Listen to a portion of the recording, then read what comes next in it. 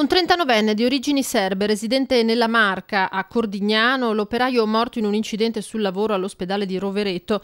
L'uomo era impegnato nella ristrutturazione del reparto di dialisi del Santa Maria del Carmine, quando per cause ancora da accertare è precipitato da un ponteggio esterno, cadendo a terra da un'altezza di circa 5 metri e sbattendo la testa.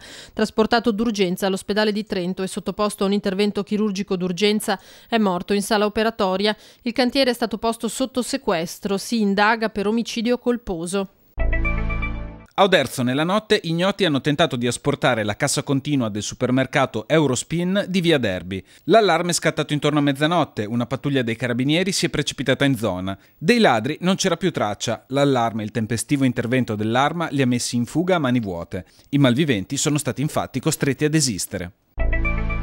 È stata condannata a 6 mesi di reclusione e al pagamento di 4.650 euro la 58enne di origini salernitane a processo con l'accusa di aver avvelenato nel dicembre del 2008 a Cordignano i 3 cani dei suoi inquilini con i quali aveva avuto dei dissidi per motivi economici.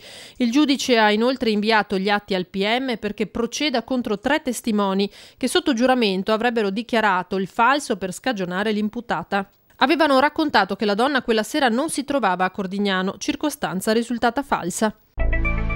Un camper a fuoco e ancora una cucina in fiamme a causa di una pentola lasciata sui fornelli. Il doppio intervento tra sabato e domenica a Roncade da parte dei vigili del fuoco. Il primo in via Montiron a Biancade di Roncade, col camper che ha preso fuoco a causa di un guasto al motore.